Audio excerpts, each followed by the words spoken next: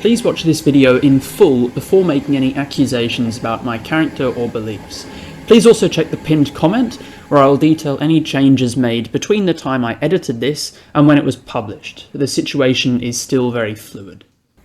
I'm sure everyone here has been affected by, or at least heard of, the current rounds of industrial action of the combined rail unions in New South Wales. I've made a few comments about these actions, which I fully stand by, which I feel have been misrepresented and misunderstood. Some of you have thrown truly wild accusations my way, and as such I want to flesh out my thoughts and opinions of the current issues and events, whilst providing some important context. I'll do my best to separate fact from opinion as clearly as possible, and to ensure the facts I present are as unbiased as possible. I'll also avoid going too far into political rhetoric, and I won't be making an assessment on the political handling of the issues by either the current Minns Labour government or the former Perrottet coalition government. I will, however, be discussing some governmental factors which relate to the current and former industrial actions. In general, I am very much pro-union. I strongly believe in the power of workers to unionise, as it allows them to gain wage and condition improvements that would otherwise be out of reach, allowing them to be fairly compensated for the work they do. It is disheartening to see the proportion of unionised workers reduce over the years, but that's neither here nor there in this discussion. The current prolonged rounds of industrial action stem from the expiration of the previous enterprise agreement on the 1st of May 2024. Since then, negotiations have been underway on a new agreement. For the unaware, an enterprise agreement is a legal document usually negotiated by a union that dictates pay and conditions for all employees of a company. Every employee must be better off under the EA than the applicable award, or the last EA. The Sydney and New South Wales Trains EA also contains clauses about certain safety issues.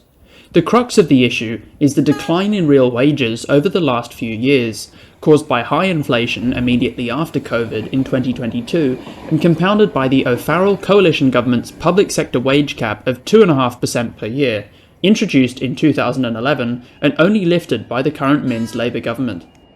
On top of this, the average salary for a driver at Sydney Trains — yes, I am well aware ST employs far more people in other positions, this is just to make a point — is, and this is hard to exactly calculate, around $120,000 per year, including overtime, compared to a national average of train drivers of over $130,000 per year. To make up for this decrease in real wages, and to align with the rising cost of living, the combined rail unions are pitching for an 8% per year pay rise over 4 years, or 32% in total. They also want to reduce hours worked to 35 per week, increase leave entitlements, and introduce more overtime pay. In my opinion, some of these claims are unrealistic, especially the pay, but being a negotiation, it is likely the union would accept slightly lower pay and conditions.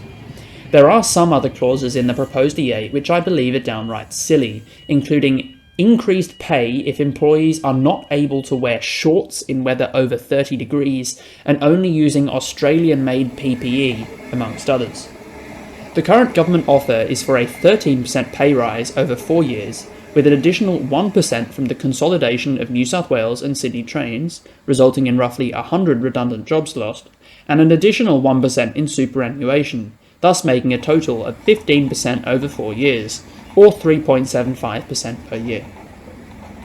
It also wants to remove a safety clause relating to union involvement in risk assessments. It is highly likely that a union will not accept this offer. The refusal of this offer, in my view, is reasonable. The government is also currently pursuing legal action in industrial courts, with the aim to ban further industrial action, citing economic and welfare impacts, which has been temporarily successful until a full hearing can occur. It is considering refunding fares and is also in a process of arbitration with the Federal Fair Work Commission, a process where, instead of negotiating directly with the union, the Commission make a legally binding decision on behalf of both parties. If the Fair Work Commission produce an agreement through arbitration, both the government and the union must accept, even if it falls outside of the desired range of either party. Personally, I believe this is a bad route to take, as arbitration is generally more time-consuming and can result in worse outcomes for all involved. As for the industrial action itself, its aim is to strain the government into negotiating, and has been increasing in severity over the last few months. What started with a series of somewhat manageable restrictions, like 24-hour services, union attire, and contractor work bans, evolved into the crippling actions we've seen in recent days.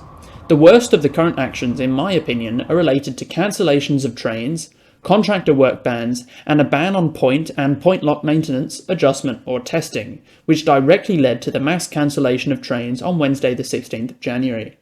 There is a back-and-forth blame game occurring, however, with representatives of the Rail, Tram and Bus Union, the largest union in the combined rail unions, claiming these cancellations were a result of Sydney Trains maintenance delaying work on points until the night before the point work ban of the Electrical Trades Union was introduced. The work then allegedly ran overtime and was therefore not completed. Given it seems the government has no intention of negotiating directly with the unions, I find it hard to see the benefits of the current action, as they are turning public opinion against the unions and are unlikely to draw the government to negotiate. The most likely outcome at this stage, in my opinion, would be an arbitrated decision from the Fair Work Commission, although what this decision will look like is impossible to say. To summarise my thoughts on the current action, I believe that the unions involved are fully entitled to their industrial action and should work towards securing an enterprise agreement, and that the government are deliberately dragging their heels. I, however, have doubts as to the strategic benefit of the current action. The RTBU is the largest component union of the combined rail unions and has over 13,000 members in New South Wales. Most of these are not drivers or guards. As I mentioned earlier, I fully support the union movement and their goals of ensuring appropriate compensation for workers. However, I take issue with some practices of the New South Wales branch of the RTBU, which do not relate to worker compensation or conditions. The RTBU has and continues to make many baseless claims regarding safety or manufacturing quality, for example, appealing to emotional arguments rather than actual facts. Take all-door bus boarding, for example.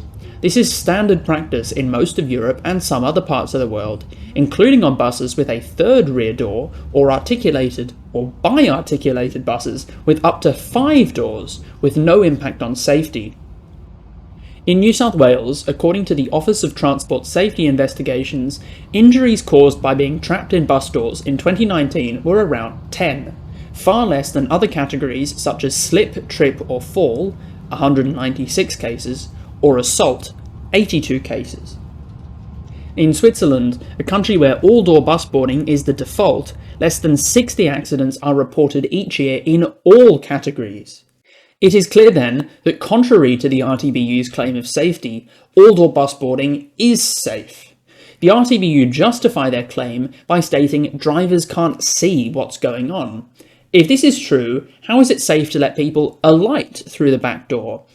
And this would also be easily fixable with exterior cameras and a plug sliding door design as seen on the Element 2 electric bus, and almost every bus in Europe. Plug doors can also integrate things like obstacle detection, like on trams. Speaking of trams, how come one operator is allowed to remotely control doors 60 metres away on a separate vehicle when doors only a few metres behind a bus driver are suddenly death traps? Allowing all-door bus boarding would decrease dwell time significantly, especially when combined with new bus designs featuring more doors. It's so useful to the transport network that it's already in place, only in a select few locations, and only when bus marshals can be stationed. Other such claims exist, from the DSET safety debacle, where an independent safety review found that, quote, the new model is safer than the current train fleet operating conditions, and the NIF operating model is safer than the methods used by the international train operating community, suggesting that CCTV footage could easily be improved with appropriate minor engineering changes, citing extreme safety concerns with the Waratah-style model, the only train company, of the 20 included in the study, that required the train guard to stand at an open door when the train departs, is Belgium. Guards were verbally and physically abused by passengers. There was a very serious incident at Liège station, following which both legs of the guard were amputated. All new trains in Belgium no longer require the guard to stand at an open doorway. This is relevant to New South Wales, as a similar incident occurred in February of 2024, when a guard fell out of a train through an open crew door. The report also details other operators which use driver-only operation, including the case of German operations. The driver of a driver-only operated train does not carry out a visual safety check after the passenger doors are closed. In 2023, no railway passengers, this excludes suicides, trespassers or level crossing misusers, were killed by trains in Germany. The comparable statistic in New South Wales for 2023 saw one person killed by a train, even with a network usage roughly 5 times lower than Germany. The report thus concludes that the customer service guard position was safe to implement. I strongly believe much of the RTBU's action to protest this was driven by a desire to maintain their members' positions as safe-working qualified guards, under the guise of protecting the public. In my opinion, unions must accept that job losses or changes will occur as technology can safely and effectively replace parts of the workforce in this way.